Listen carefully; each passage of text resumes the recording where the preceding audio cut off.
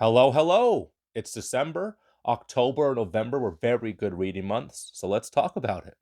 I read 9 books in October, 5 books in November, 4 short stories, 1 work of nonfiction, 1 volume of manga. The rest were all novels. It was a mixed bag, lots of different things in the mix. Let's start off with Tales from the Gas Station, Volume 2 by Jack Townsend. This is the second installment out of 4. I love the first installment. I read it in September. Tales from the Gas Station follows a gas station clerk named Jack. And weird things happen at this gas station. There's a mutated raccoon that lives in the woods next to it. There's the ghost of a cowboy that haunts the bathroom. There's a government conspiracy. There's multiple dimensions. And that's all in the first book. I've read 2 installments out of the quartet, and I'm still not sure what is happening. It's very much a fever dream. Is the narrator unreliable? Is is this plot going to make sense with the third and fourth installment? I hope so. I love the comedic writing. I find this book to be very humorous. I find this series to be very funny. I love Jack. I love the supporting cast of characters. I love the cult in the woods. I love the mysterious gas station owners. There's a love story, a tragic love story that we're getting little breadcrumbs of details about throughout the series. And I'm not gonna lie, I love this series, but I can't pitch it to you because I'm still not sure what is happening. Both installments of this series has been 3.5 out of 5 stars for me. Above average. There's a lot of promise. I can't wait to see what happens in the third and fourth installment. But yes, if you love creepypasta comedic like stories, I really think you could enjoy Jack Townsend's Tale from the Gas Station Quartet. But yeah, I enjoy it because one of my best friends worked at a gas station for years, and he always had very funny stories. The next 2 books I read in October were the last 2 installments in the Gwendy's Button Box trilogy by Stephen King and Richard Chizmar, Gwendy's Magic Feather and Gwendy's Final Task. I love the first installment of this trilogy. Gwendy's Button Box was Stephen King's take on a Pandora's box situation.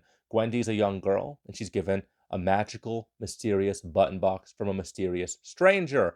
There are buttons on this box that coincide with every continent on the planet. If Gwendy pushes a button, a disaster happens. A catastrophe destroys something on that coinciding part of the world. But the box also grants its owner gifts. So Gwendy's constantly facing temptation about what to do with this button box as she grows from childhood through puberty, becomes a young woman. And I thought the story should have ended there. Gwendy's Magic Feather was not a bad sequel. I really feel like the story was beautiful, but I don't think it was needed. It was enjoyable, but unnecessary. Gwendy's Final Task, however, I have very mixed feelings on it. I really like where Richard Chizmar and Stephen King went with the narrative, but this is a very unbalanced trilogy. Each subsequent installment got worse. That being said, the ending of Gwendy's Final Task brought tears to my eyes. Very reminiscent of Stephen King's book Elevation. Bittersweet vibes, sad, beautiful, happy. I The ending of this trilogy may make reading these 3 novellas worth it, but I really feel like this trilogy should have just stayed one novella. Gwendy's Button Box was like a really good read, and the next 2 installments weren't that good. Perhaps it's because Richard Chizmar was an active participant in these 2 novels. Who knows? Also, if you're one of the few constant readers that are bothered by Stephen King's political leanings and him having his political opinions leak through his writing, you will hate the second 2 installments in the Gwendy's Button Box trilogy. I liked them though. Next, we have The Sleep Tight Motel by Lisa Unger. I have mixed feelings about this book. I don't think it was anything special, but I did really love the twist ending. The narrative follows a woman who's fleeing an abusive relationship. Something crazy has just happened in her past. She's in this beat up car and she's driving in the middle of nowhere. She stops at this mysterious motel, the Sleep Tight Motel, and she meets a very caring innkeeper. And she's, hiding out at this motel. It's her sanctuary. She's thinking about her past. She's thinking about her life, and she's trying to come to terms with it as she's trying to escape this person who is stalking her. I love the twist ending. This is one of those stories where I can't talk too much about it without spoiling it, You'll read it in less than an hour. I think it's worth your time. I've heard Lisa Unger's other books are better, but this short story wasn't half bad. 2.5 out of 5 stars, very middle of the road. I read a book from a Nobel Prize winning author, Han Kang, the most recent Nobel Prize winner in literature. I read her book, The White Book. This was a very interesting book about grief and guilt. It kind of details and describes the author's feelings because Han Kang's older sister did not survive infanthood. She died shortly after she was born. So Han Kang was born, but she really feels like her life was her sister's life. She would never have been born if her sister would have survived. She has a lot of complicated, conflicting emotions about this. And she puts into words very beautifully and very tenderly all these strange feelings she's dealt with throughout her life. I think this book was very sad and thoughtful, but there was no sense of catharsis. There's no sense of acceptance. There's no like aha moment at the end that kind of made everything fit together. But life's like that sometimes. Life is messy. You don't get feel good answers to all of life's questions. So, in that way, this book was very thoughtful, very realistic, very lifelike, very raw, but I don't think I liked it. Maybe Nobel Prize winning authors are a little too highbrow for me, but The White Book was I feel like a lot of hype, and maybe I'm just not the target audience. I gave it 2 out of 5 stars, but I'm pretty sure a lot of people would disagree with me. I also read 3 installments of the Nameless series by Dean Koontz. These were my first Dean Koontz literary works that I've given a try. Dean Koontz is my stepfather's favorite author. There was a bookshelf completely dedicated to Dean Koontz in my house growing up. Do I like Dean Koontz? He's okay. I can understand why he's one of the most successful American authors of the last 50 years. Perhaps the best-selling thriller author besides James Patterson ever. And what did I think of the Nameless series? It's okay. The character work could use a little bit more work. The action sequences, top notch. I love the climax of all these stories. This series follows a vigilante named Nameless. Why is he called Nameless? He has no memories of his past. All he knows is he works for a mysterious organization that specializes in hunting down bad guys, using vigilante justice, using a vast network of connections to bring these evil guys to justice. And it's very reminiscent of the Dexter Morgan series without the dark humor. So, if you love Jeff Lindsay's Dexter series, but you don't like to laugh, I think you'll like Nameless. It's okay. I'll probably read the next 2 or 3 installments and see if I want to continue on from there. Dean Koontz, I can see why you're so successful, but I'm not sure you're the right fit for me. But we'll see what happens. The last book I read in October, and this was my book of the month, was Feral Creatures by Kira Jane Buxton. This is the sequel to Hollow Kingdom, one of my favorite reads from 2023. This is a post-apocalyptic novel duology from the point of view of the animals that are left behind. Our main protagonist is ST, a domesticated crow, and he is a very funny, very comedic point of view character, narrator, protagonist. The second installment takes place 12 years after the first, and ST, he's a parent now, and he's trying to raise up his nestlings in this post-apocalyptic wasteland where all the surviving humans are zombies. It's very compelling. I was not expecting Feral Creatures to be as good as it was. I do not think Hollow Kingdom needed a sequel, and I stand by that. But Feral Creatures was also a 5-star read. Very rarely does a sequel meet and possibly even surpass the first installment. I cried, I laughed, I felt a great sense of catharsis, and the author left the ending of this installment open-ended, so I'm pretty sure this Hollow Kingdom duology will end up being at least a trilogy eventually. I hope the author gets back to work because I loved this. I love both of the installments in this series. I want to see more of ST and his band of friends. November was a very interesting month for me because I made it a goal to only read one book at a time. I'm usually bouncing around from book to book. At some points of the year, I'm reading 7 or 8 books at the same time. A little here, a little there. I'll finish like 8 books in the same week, and then I'll finish no books the next week. very unbalanced. I really feel like it was negatively affecting my reading experience. I was talking to one of my friends who's also a very avid reader, and he's like, "How do you read so many books at the same time? Doesn't that kind of mess of the effect?" And I kind of had to concede to him that it did, because when you read a book, it's supposed to be this journey. You're supposed to be a different person at the end of a book. But when you're reading 8 books at the same time, I really feel like it kind of mutes the effects that each book has on you. So November, I wanted to see if my page count would drop, even though I was reading less books, and it didn't. I finished the biggest book of the year in November. Then I'll talk about that. It ended up being my book of the month. I read this book for the majority of October and for 3 weeks straight in November. So consequently, I only read 5 books in November, but I got a similar amount of pages read. The first book I read in November was recommended to me by one of my coaches. Me and one of my training partners read it in a week, and we absolutely loved it. It blew both of our minds.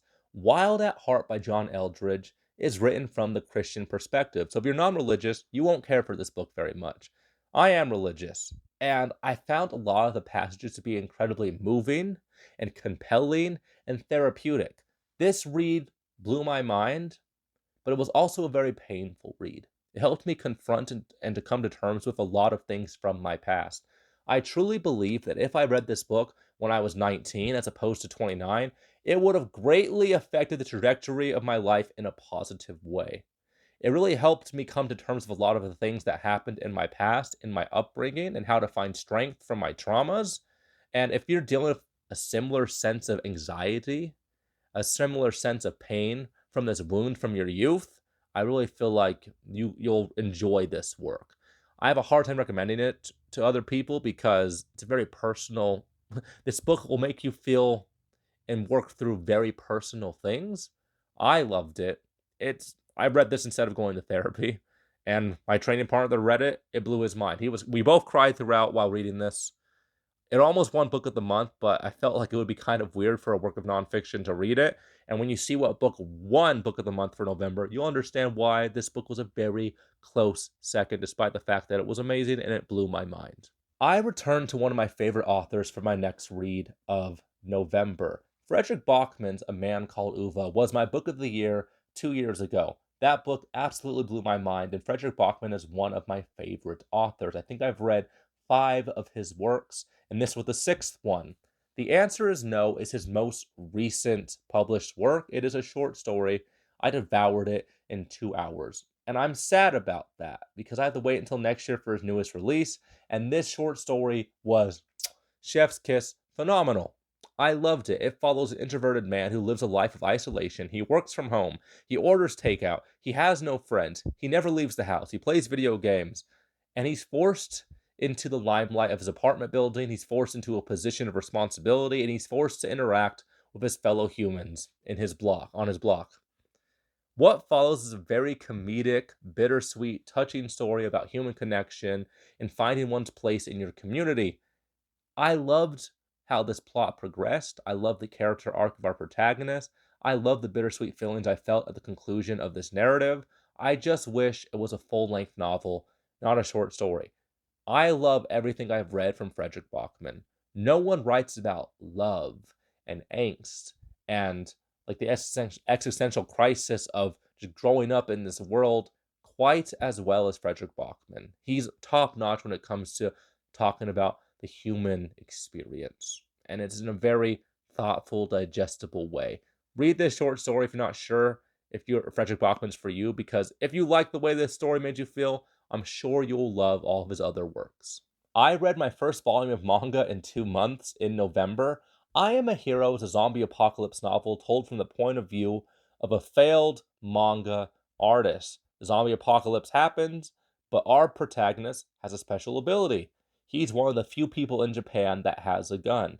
He always dreamed of being a hero. Now he must become a hero. I Am a Hero.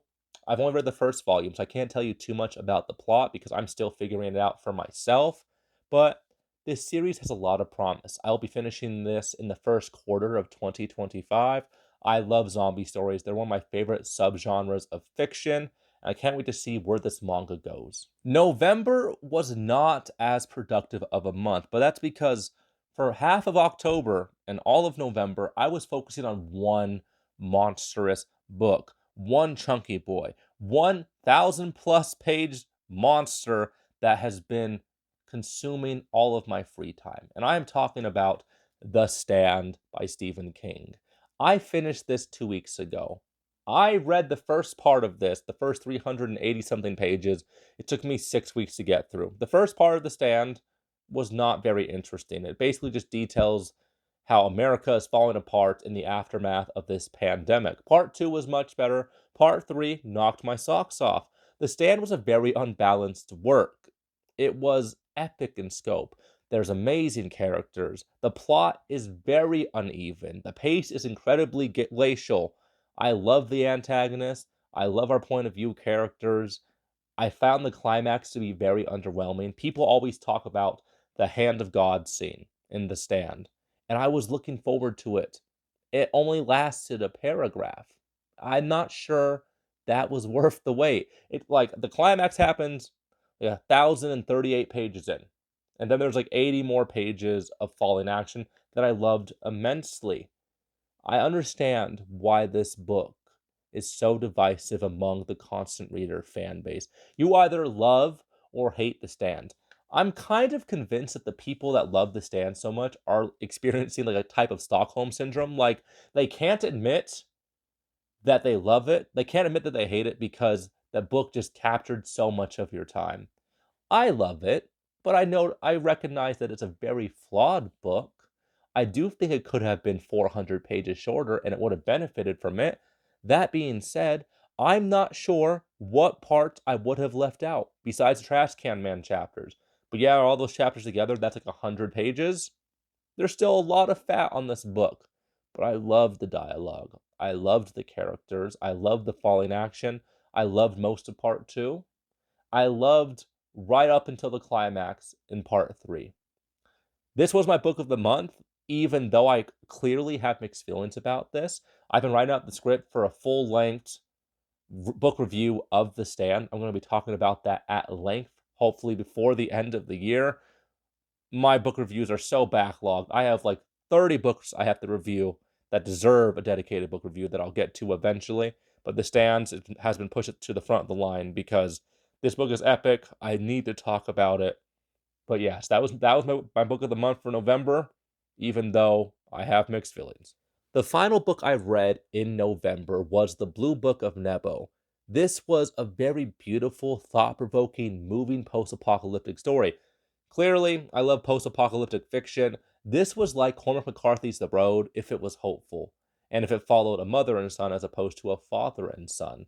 I love the narrative style of this story. It's told in alternating journal entries between mother and son as they come to terms with this post-apocalyptic reality that they live in. The ending was a little bleh. I'm not sure I liked the ending, but there was emotional highs and lows that I found very compelling, very engaging. I loved the contrast between the grown woman who knows what it's like to live a life in the world before the end of the world, and a young boy who's come to who's matured in this post-apocalyptic setting. I will say the emotional low point of this book really hit me at my core. It was very heart-wrenching, and I wasn't expecting that. And because the emotional low was just so jarring, the the ending really caught me off guard. This was only 150-ish pages. I really wish it was so much longer because I felt like this book had so much promise. And that if I had more time to become emotionally invested, this could have been a big new favorite of mine.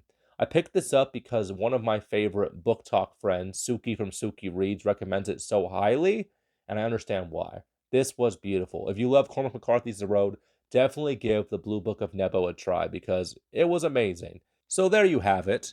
14 books in 2 months. It would have been more. It would have been at least 20 if it wasn't for The Stand.